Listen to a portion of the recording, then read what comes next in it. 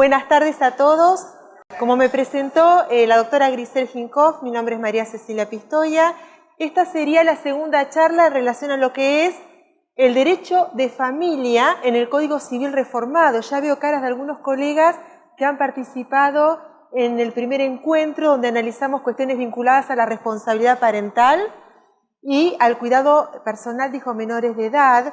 Y de alguna manera, la idea de la charla de hoy es poder continuar con lo que para nosotros actualmente, y así reconocido en el Código Civil y Comercial vigente, es el régimen de visitas, pero que a partir del 1 de agosto, cuando se implemente el Código Civil reformado por Ley 26.994, ya esta denominación jurídica va a ir desapareciendo para tomar peso, entidad, lo que es el derecho de comunicación o contacto que van a tener los progenitores no convivientes respecto de los hijos menores de edad.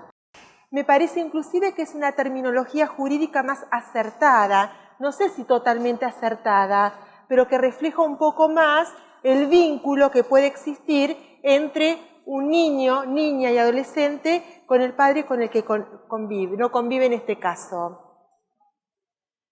También me parece importante para poder comprender mejor no solo la denominación jurídica nueva y el funcionamiento, sino poder hacer un paralelo para que nos quede más claro cuáles serían las diferencias, ¿no? Estas innovaciones que yo les planteaba, es comenzar a hacer una especie de repaso de aquellas cuestiones que nosotros, como abogados, creo que la mayoría, como abogados litigantes, no sé si hay integrantes del Poder Judicial hoy. No. ¿Sí? Ah, perdón. ¿De qué departamento judicial? La Matanza. ¿Juzgado? Familia 3, bárbaro. ¿Chicas acá? 9. Justo en esos juzgados no tengo causa. Bueno, muy bien. Pero tanto los abogados que somos litigantes como quienes trabajan en el fuero judicial, todos operadores del derecho en el fuero de familia, es importante poder ver cómo va a empezar a funcionar esta institución jurídica. Entonces, el tema del régimen de visitas. ¿Alguno de ustedes sabe por qué régimen de visitas y no se denomina de otra manera? En realidad, el término régimen de visitas, dicen la mayoría de los doctrinarios, que surgen de un fallo de la Corte de Casación de Francia, no un fallo que fue dictado el 8 de julio del año 1952, por el que los jueces en esa oportunidad le otorgó o le reconoció el derecho a los abuelos para que tuvieran contacto con sus nietos en el domicilio paterno. Es decir, la figura del régimen de visitas que utilizamos no solo actualmente para los parientes, sino aquel régimen de visitas que deriva de lo que nosotros conocemos actualmente patria potestad y que para el nuevo Código Civil es responsabilidad parental, surge con un sentido mucho más amplio. Internacionalmente también este término o esta figura jurídica fue muy cuestionada. Inclusive fue cuestionada para el ejercicio de la vinculación entre parientes, que en este caso que yo les comentaba, entre abuelos y nietos, pero podría darse un régimen de visita general entre un tío respecto de un sobrino. Entonces empezó a hablar lo que sería un régimen o sistema de encuentros. Pero más allá de todos los cuestionamientos, de esta manera se fue, digamos, no solo incorporando a nuestra legislación, sino también en los distintos fallos en las últimas décadas, ¿no? El que muchas veces decimos el mal llamado régimen de visitas, que implica mucho más que esto, un derecho de contacto y comunicación, un derecho de fiscalización por este progenitor no conviviente, y que nosotros, por el otro lado, no solamente hablamos de un régimen de visitas como derecho y deber de alguna manera, sino que también lo vinculamos al progenitor, porque ¿qué es lo que sucede cuando los niños menores de edad conviven con la madre y la madre arbitrariamente impide el contacto con el padre? Sabemos que esta situación deriva en un delito penal y que se puede a partir de ahí poder configurar o imputar a esta persona como en este sentido, o esta mamá incumplidora, poder tener un montón de consecuencias no solamente en el fuero de familia, sino interactúa otro fuero. Pero nuestro Código Civil vigente, Código Civil y Comercial vigente, no recepta el régimen de visitas como un derecho del niño, ¿no? lo importante y lo que vamos a analizar a continuación, que en el Código Civil Reformado se habla de esta reciprocidad. Es el derecho que tiene el progenitor no conviviente respecto del niño, pero es el derecho que también tiene el niño de tener un padre, que es el derecho a la identidad, el derecho a tener una garantía afectiva de alguna manera. Cuando nosotros hablamos de régimen de visitas puntualmente respecto de los hijos menores de edad, por lo general sabemos como abogados que al implementarlo en la práctica, cuando los padres están separados, hay distintas maneras de poder llevarlo adelante, ya sea a través de un convenio extrajudicial o judicial, por ejemplo. Creo que muchos de nosotros entendemos que la mejor forma de llegar a establecer ese régimen de visitas no es mediante una sentencia judicial, si bien es una de las posibilidades, sino que en realidad sean los mismos progenitores que a través, extrajudicialmente, muchas veces de nuestra actuación como abogados, con algún otro colega que pueda patrocinar a la contraparte, o en sede judicial, en provincia, a través del consejero de familia, sean estas partes en una audiencia o en varias quienes puedan arribar a acuerdos respecto del régimen de visitas. Sabemos que si el régimen de visitas, y sigo desarrollando lo que sería en el sistema actual para en un ratito poder pasar en el sistema que se va a aplicar a partir del 1 de agosto de este año, cuando es extrajudicialmente lo hacemos de manera privada. Entonces muchas veces van, digamos, con las firmas solamente de las partes, o le damos nosotros como abogado un aval y también suscribimos ese convenio, o de familia en general, cuando consagramos algunas cláusulas relacionadas a lo que es tenencias y alimentos también, o solamente respecto del régimen de visitas. Usamos otras modalidades como para darle mayor fuerza y no legalidad, porque sabemos que el cumplimiento es a partir de la suscripción de las partes, pero quizás si las partes no quieren por algún motivo acceder a la justicia, esas firmas del convenio pueden ser certificadas por escribano público.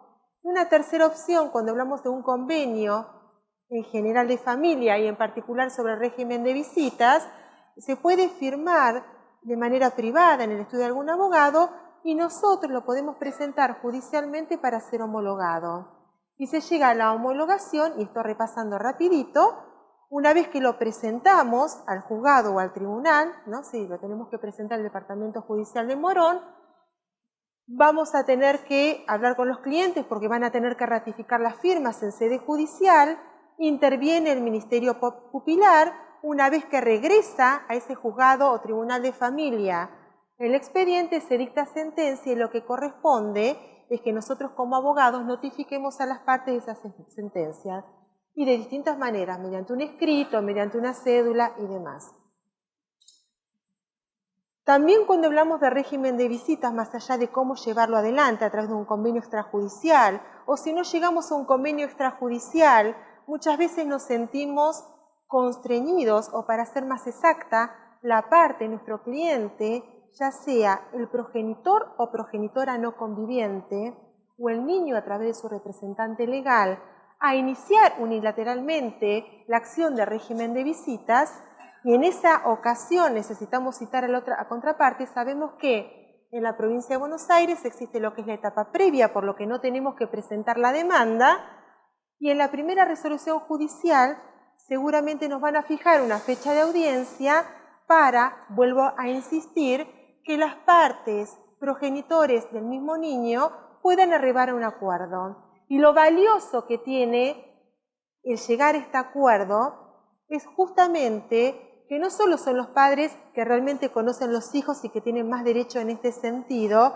que van a poder establecer días, horarios, el tema de las fiestas y demás, sino que tampoco existe una obligación, esto de sentirnos presionados como abogados, de tener que resolver el régimen de visitas en una sola audiencia, porque en esta primera etapa, que es la etapa previa, que es una etapa conciliadora, existe la posibilidad de fijar diferentes audiencias, estableciendo en cada una de ellas regímenes de visitas provisorios hasta obtener el que podemos llamar un régimen de visitas que sea definitivo. Y digo definitivo entre comillas porque en realidad los chicos van creciendo y como hablamos en el encuentro anterior, el 9 de marzo, cuando hicimos alusión a la responsabilidad parental, el derecho de familia se va transformando, porque las necesidades de la familia también se van modificando.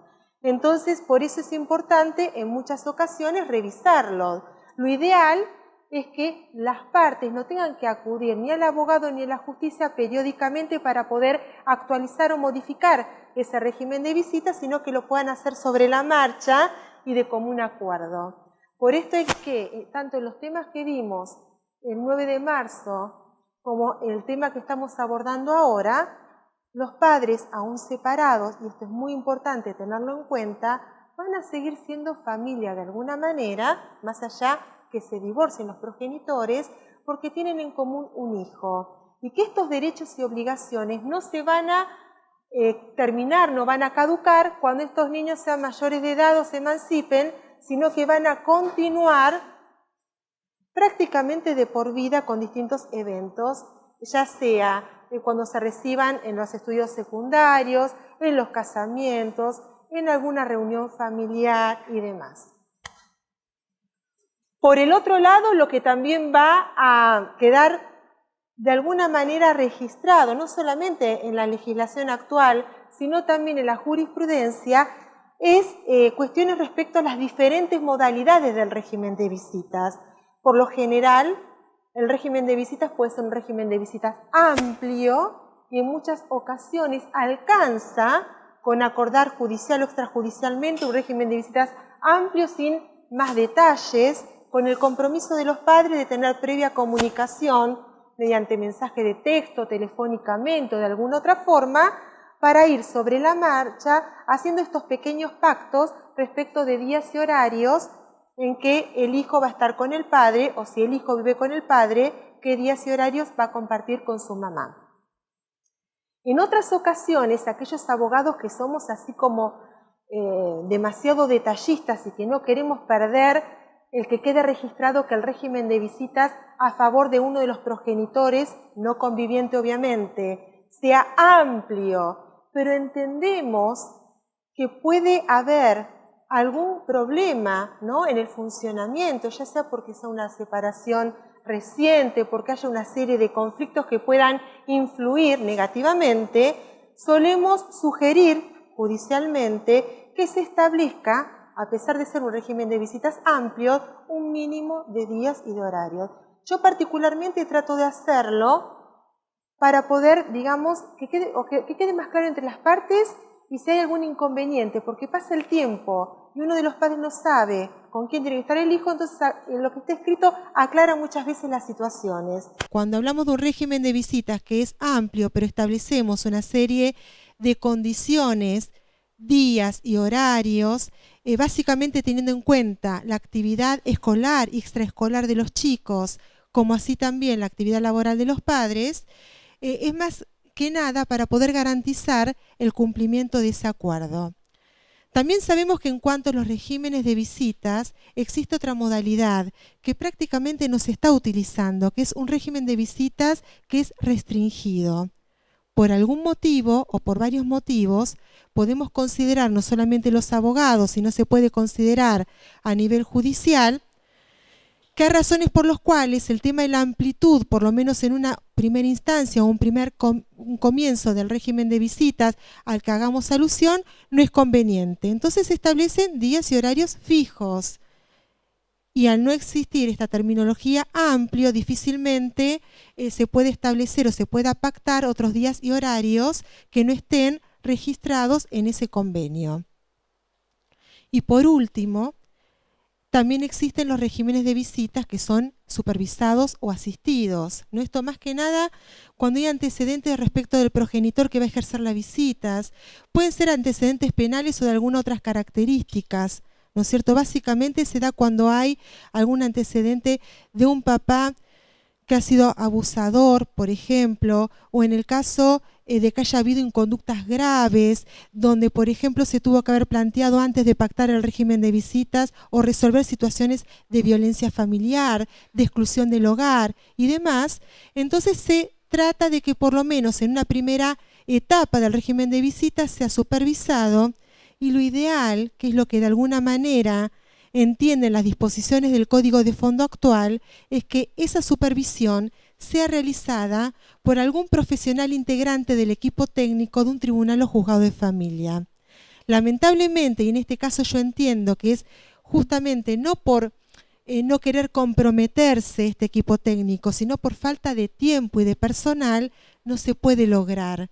Entonces, ese régimen de visita, que lo ideal sería que se lleve adelante mediante un trabajador o asistente social o un psicólogo, por lo general se realiza en lugares públicos, en las plazas, en los shoppings, y se pacta que esa tercera persona que supervisa el régimen de visitas puede ser inclusive alguien que no es idóneo. Muchas veces es un tercero neutral, que puede ser vecino conocido de ambos progenitores, o muchas veces se acuerda que esa persona sea el familiar de uno de ellos.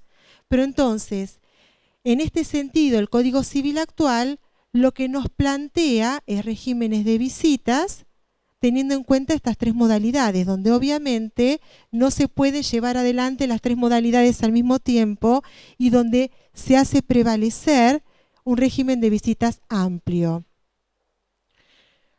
Cuando hablamos de régimen de visitas amplio en el Código Civil actual, y ya vamos a pasar a lo que realmente nos interesa, es porque existe, respecto del otro progenitor, la tenencia de ese hijo. El Código Civil, teniendo en cuenta una concepción de familia, una situación sociohistórica, política y demás, entiende, y en esto hay bastante rigidez y de alguna manera lo ha llevado adelante la jurisprudencia, que un progenitor tiene que tener o ejercer la tenencia y el otro progenitor un régimen de visitas.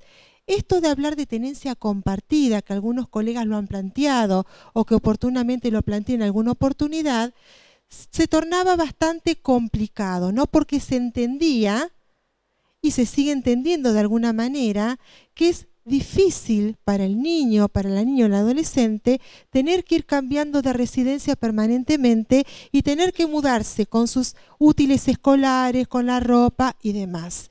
Esta era la situación, tenencia para un progenitor y para el progenitor no conviviente, un régimen de visitas de acuerdo a las particularidades más importantes que se deba, digamos, tener en cuenta en cada situación concreta, porque no todas las situaciones son iguales. Nosotros notamos en nuestro estudio que cuando llega ya sea un papá o una mamá, pero un régimen de visitas, esa situación es diferente. Nosotros tenemos que adecuar lo que dice la ley general, en este caso el Código Civil, a ese caso en particular. Pero a grandes rasgos sucede esto. Y obviamente, y esto lo vamos a ver el 13 de abril, quien no convive con el hijo menor tendrá que aparte o además cumplir con la cuota alimentaria. Y ya les voy anticipando que el tema de alimentos o la denominación de alimentos no se ha modificado. El nuevo Código Civil y Comercial de nuestro país incorpora así alimentos. Lo único que vamos a encontrar que hay una serie de cambios, modificaciones o innovaciones como para poder analizar. Hasta acá lo que hicimos es una especie de repaso muy rápido del funcionamiento de este régimen de visitas y de dónde tiene aval el régimen de visitas para seguir utilizándolo inclusive hasta esta época con tanta fuerza y tanta importancia, y habíamos hecho referencia a ese fallo de la Corte de Casación francesa. Por el otro lado, y ahora sí volviendo a lo que es el Código Civil y Comercial de nuestro país, que se va a implementar a partir del 1 de agosto, habíamos dicho también en el encuentro anterior que se modificó por la ley 26.994, no va a hablar de régimen de visitas, sino que va a hacer alusión a lo que es el derecho de comunicación o contacto. Y tampoco este derecho de comunicación o contacto va a aparecer respecto del progenitor no conviviente como una figura protagónica. ¿Por qué? Porque así como yo les comentaba, y esta es mi interpretación, que adhiero con varios doctrinarios, que el Código Civil actual lo que hace es hacer prevalecer que la tenencia de un niño sea ejercido por un progenitor y el régimen de visitas por otro, y que no era habitual ni común la tenencia compartida, ahora vamos a ver que si bien se pondera la voluntad de las partes, que en este caso son los progenitores del niño, si no hay acuerdo de partes, lo que dice expresamente este nuevo código de fondo es que se le debe dar prioridad a la modalidad del cuidado personal compartido y ejercido de manera indistinta. Indistinta. Sí. Yo lo que les comentaba, frente a la pregunta que hace la colega, o que, mejor dicho, que repite esta cuestión, es este paralelo que hacíamos mención hace un ratito, en el que el Código Civil actual establece de manera clara, y esto es a partir de la patria potestad, artículo 264 en adelante, que cuando los progenitores están separados, independientemente que sea una separación personal, de hecho, divorcio y demás, existe o se debe resolver cuestiones vinculadas a la tenencia, régimen de visitas y alimentos, en el que judicialmente se hacía prevalecer que la tenencia del hijo se ha ejercido por uno de los progenitores, mientras que el régimen de visitas por el progenitor no conviviente. Y esto es lo que, esta situación es lo que viene prevaleciendo de hace muchas décadas en adelante. A partir del 1 de agosto, con la entrada en vigencia de nuestro nuevo código de fondo, nos vamos a encontrar que no solo cambia la denominación, en este caso me refiero, cambia el nombre a la figura o instituto jurídico, considerando que existe un derecho de comunicación y no un régimen de visitas, sino que se le da aún más importancia al rol de los progenitores en cuanto a la organización de estos días y horarios que van a estar con los niños.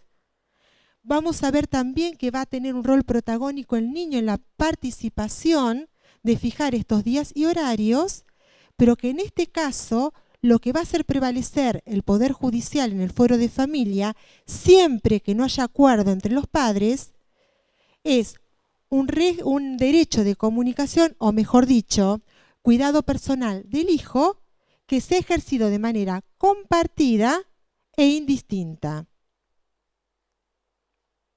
Y ahora vamos a ver específicamente, que quizás los ayude, cómo está determinado en este código o sistematizado en algunos artículos que me parece importante que ustedes vayan a tomar nota para después poder revisarlo en el Código Civil nuevo. Para esto lo que voy a repasar no es toda la introducción del encuentro anterior, porque la mayoría lo escuchamos, pero sí es importante, me parece, en este caso, poder ir repasando y familiarizándonos con el manejo del nuevo código. Entonces, para tener en cuenta, es un código bastante más dinámico para la lectura, para la comprensión, y a partir de ahí, para nosotros como abogados, de encontrar la normativa que necesitamos para fundamentar una demanda, una contestación o un escrito. El Código Civil reformado tiene básicamente un título preliminar y 6 libros. El título preliminar consta de 18 artículos, que son bastante simples y que son conceptuales de alguna manera. A partir de ahí, la organización del Código Civil reformado va a tener un libro primero que se refiere a la parte general, un libro segundo que se refiere a las relaciones de familia, que eso es lo que nos interesa a nosotros puntualmente, un libro tercero donde regula algunas disposiciones vinculadas a los derechos personales, un libro cuarto, vamos a encontrar normas o disposiciones reguladas respecto a los derechos reales, un libro quinto, vamos a encontrar la normativa respecto a los derechos que se transmiten por causa de muerte, y un último libro, que es el libro sexto, donde encontramos disposiciones comunes tanto a la parte de los derechos personales como a los derechos reales. O sea, en este último libro lo que vamos a encontrar en el código son aquellas disposiciones comunes que regulan estos dos derechos. Haciendo entonces hincapié al libro segundo, que lleva como denominación Relaciones de Familia, vamos a encontrar que está organizado en 8 títulos. Título primero, vamos a encontrar disposiciones relacionadas con el Instituto de Matrimonio. Título segundo, el régimen patrimonial del matrimonio. Título tercero, relaciones convivenciales. Título cuarto, ¿alguien sabe el título cuarto? Parentesco. Título quinto, cuestiones vinculadas a lo que es la filiación. Título sexto, regula la adopción. Título séptimo, y este título es el que vamos a trabajar o a conversar en la charla de hoy, que es la responsabilidad parental. Y el título octavo, que está vinculado con los procesos de familia. Y habíamos hecho una alusión en el encuentro anterior para poder tener en cuenta de una controversia y un debate bastante importante que se generó inclusive antes de que quede sancionado este último título, que es el que no correspondía, según muchos de los doctrinarios, incorporar cuestiones formales en un código de fondo. Pero independientemente de las controversias y lo que podamos pensar cada uno de nosotros, la realidad es que tenemos, y esto tiene que ver con una innovación, regulación en artículos puntuales de cómo se va a llevar adelante algunas situaciones dentro del procedimiento de familia. En total, tenemos en este código nuevo 2.671 artículos, de los cuales algo más de 300 artículos están destinados a regular lo que es el derecho de familia. Si uno toma el código, en el momento que ustedes lo consideren, van a ver que la regulación en relación al derecho de familia comienza en el artículo 401 y finaliza en el artículo 723. Y en el tema de responsabilidad parental comienza la regulación en el artículo 638 del Código Civil y finaliza en el artículo 704. Esto tiene que ver más que nada para facilitarles a ustedes el manejo del código y especialmente en todo esto que tiene que ver el derecho de familia y específicamente la responsabilidad parental. Para aquellas personas que no estuvieron presentes en el encuentro del 9 de marzo, el tema de la responsabilidad parental es la nueva denominación que se le da a lo que nosotros llamamos patria potestad, que está, si bien la concepción de la manera que está establecida expresamente en el artículo 638 es bastante similar a la que establece el artículo 264 del Código Civil actual, la idea de llevarlo en la práctica, y esto lo vamos a ir viendo, parafraseando a la doctora Grisel Hinkov, en el transcurso de los años, 4 o 5 años, cuando ya tengamos precedente, jurisprudencia y demás, o sea, hay todo un cambio, porque en realidad cuando se había establecido en el Código Civil actual la patria potestad, todavía tenía esencialmente esta cuestión del poder que ejercen los padres sobre los hijos. De alguna manera, por más que esto se fue transformando con el tiempo, los hijos prácticamente, no sé si eran considerados objetos, pero seguro que no eran considerados sujetos activos en los procedimientos. Ahora, con esta nueva denominación, aún conservando la naturaleza jurídica anterior, se establece una serie de principios por los cuales los niños, niñas y adolescentes van a tener un rol protagónico en general, digamos, en todo lo que a ellos les concierne. Específicamente, un rol protagónico en cada uno de los procesos de familia. Entonces, la responsabilidad parental, que es lo primero que tenemos que hacer referencia, porque a partir de la responsabilidad parental, o hasta este momento llamada patria potestad, se desprenden otros derechos y deberes de los padres respecto a los hijos. Para el actual código, aquel que se va a implementar a partir del 1 de marzo, sería cuidado personal, se desprende el derecho de comunicación y alimentos, sigue siendo esto que nosotros conocemos, el conjunto de derechos y deberes que tienen o tenemos los padres respecto de las personas y los bienes de los niños hasta que nuestros hijos o los niños en general alcancen la mayoría de edad o se emancipen. La idea sigue siendo la misma. Pero ¿qué es lo que sucede? A partir de este artículo 638 y a continuación el artículo 639, va a regular 3 principios fundamentales que de alguna manera modifica en la práctica, en la implementación de este artículo 638, lo que es la responsabilidad parental. Y esto que yo les comentaba, básicamente los niños dejan de ser objeto para ser realmente no solo sujetos, sino tener un rol protagónico en estas cuestiones. Y esto es lo que en este caso me siento obligada, y muchos de nosotros entiendo que cuando confeccionemos alguna demanda o en alguna audiencia vamos a ir solicitando que sea, en principio, frente a la resolución de una situación concreta, no solo lo más justo y no solo considerando el interés de los adultos, sino valorando el interés superior del niño. Que se considere también no solo el interés superior del niño, sino la autonomía progresiva del niño en todas estas cuestiones, inclusive en la cuestión que estamos comenzando a hablar ahora, que es el derecho de comunicación o contacto. Y por último, el derecho del niño a ser oído. Estos 3 principios, incorporados por el artículo 639, no los encontramos en el Código Civil actual. Sí existían en distintas leyes nacionales e internacionales, como por ejemplo en la Convención por los Derechos del Niño, que a partir de la reforma del año 1994 se incorporó al artículo 75, inciso 22 de la Constitución Nacional, y ya empezó a tomar otra jerarquía. Pero este Código Civil de fondo reformado aparece por primera vez estas prioridades.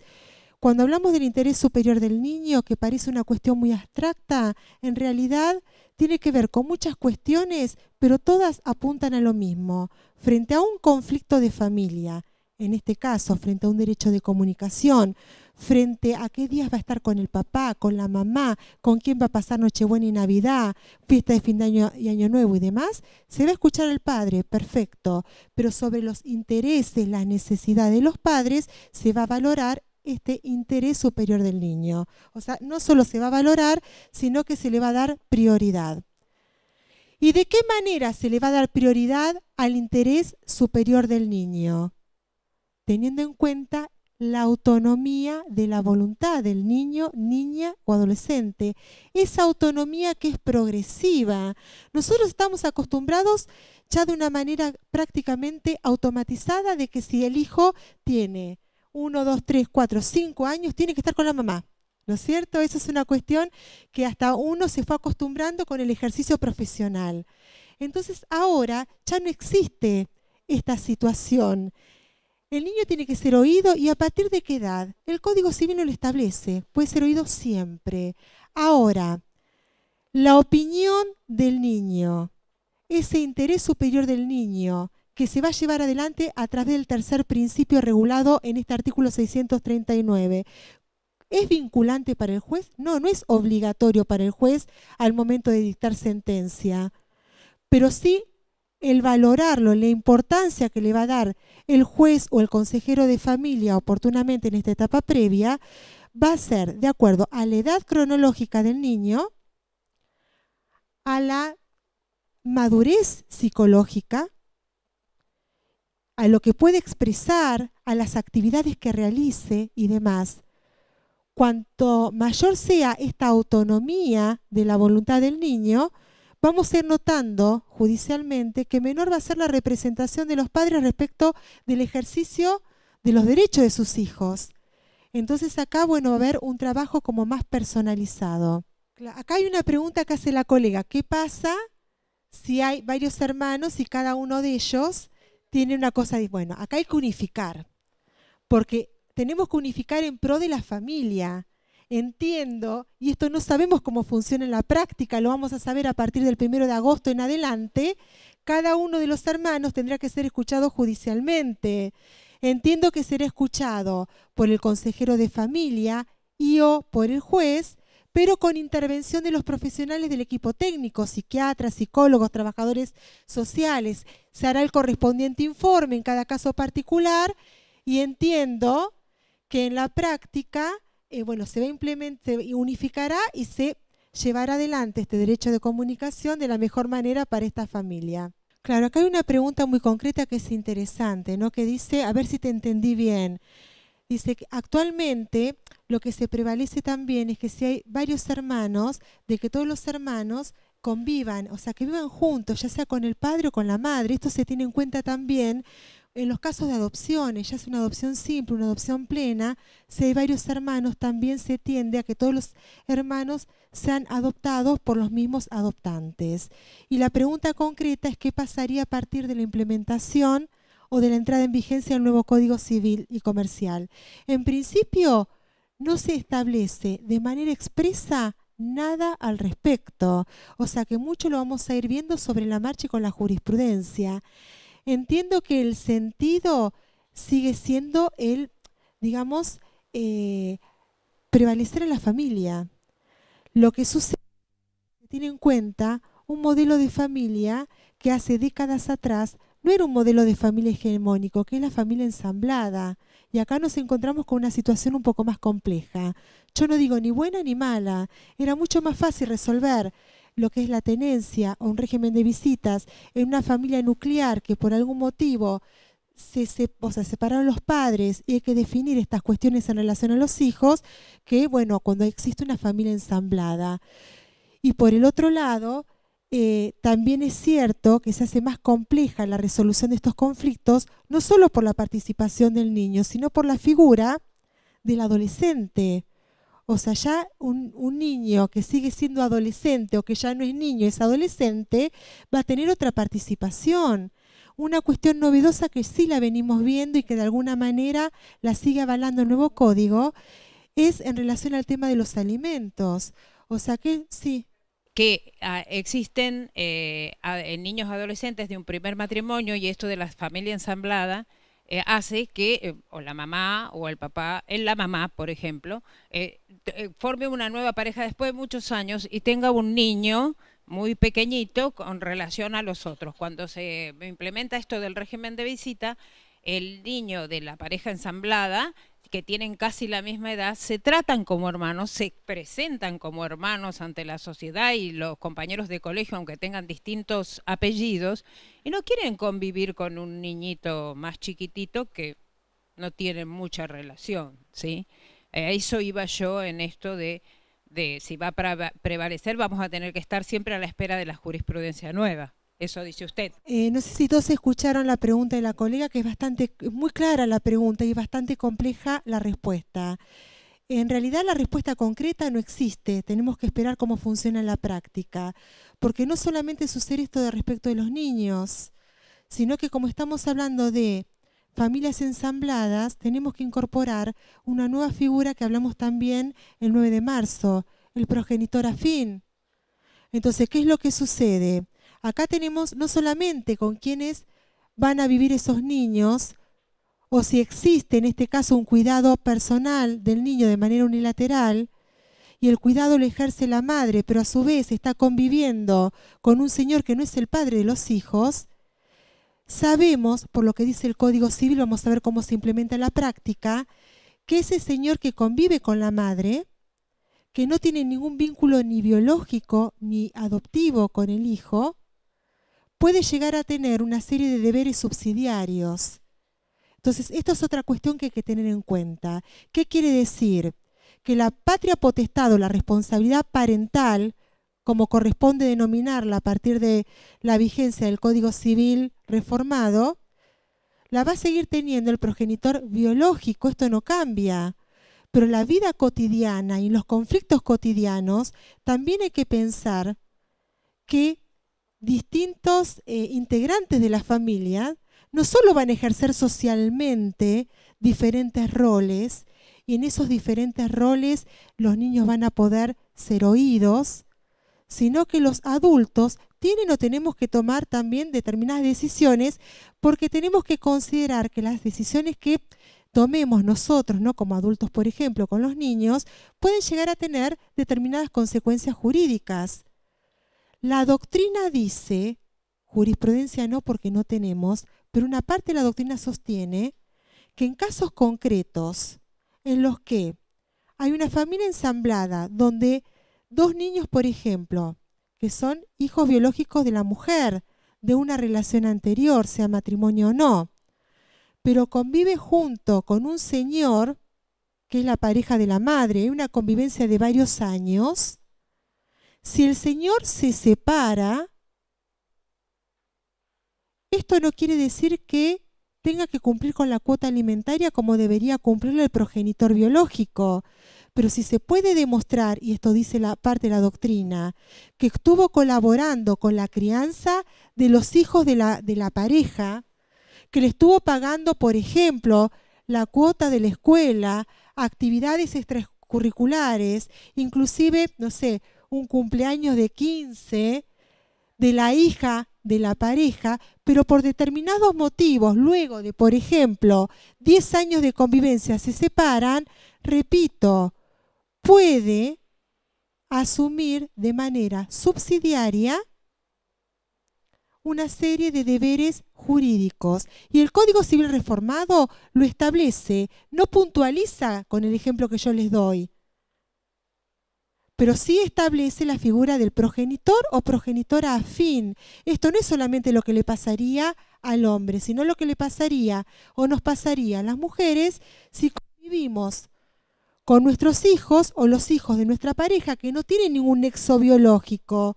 Puede llegar a generarse una serie de deberes por parte de los adultos, progenitores afines, y derechos por parte de los niños. Esto hay que considerarlo, sí. ¿Y la acción para el reclamo, a quién le corresponde? ¿Al otro progenitor? Y en ese caso, si responde el progenitor afín, ¿tiene alguna acción de repetición contra el progenitor? Y si no, eso es lo que va a pasar. Muy buenas preguntas. No, es un tema porque tiene que ver con nuestra relación. Por eso había hecho mucho hincapié en la primera charla de las particularidades que tiene el derecho de familia, la subjetividad, la transformación de la familia. Y es parte de la realidad y son preguntas que no solo la tenemos que formular, sino buscar la respuesta. Entiendo, como todavía no se implementa la figura del progenitor afín, solamente tenemos una regulación en un código de fondo, que ya está reformado, pero que todavía no entró en vigencia, no sabemos cómo va a funcionar en la práctica. Entiendo que puede ser una manera similar a la acción que se iniciaría contra el padre biológico. Tendría que ser la madre biológica, en el ejemplo que di, actuaría en representación de su hijo menor. Entiendo a partir de una lógica. Ahora, el derecho de repetición habría que pensarlo muy bien. ¿Por qué? Porque el Código Civil de fondo, el reformado, lo que dice es que estos deberes que asumiría de alguna manera el progenitor afín son subsidiarios y no afecta ni modifica en absoluto los deberes que tienen los padres biológicos. Se entiende que es un plazo y se entiende que, bueno, que si no tenemos una regulación legal un poquito más puntual al respecto, nos vamos a tener que basar con los fallos que se vayan dictando oportunamente a partir del 1 de agosto. Está pagando la cuota del colegio. Se separan, tendría que supuestamente seguir pagando la cuota de la escuela, si la señora lo reclama. Si la madre biológica de esos chicos reclama que él siga para que los chicos no pierdan el nivel que tienen. Claro, y el biológico, no sé. También los alimentos, sí, claro. Y el otro de repente se iría con el colegio.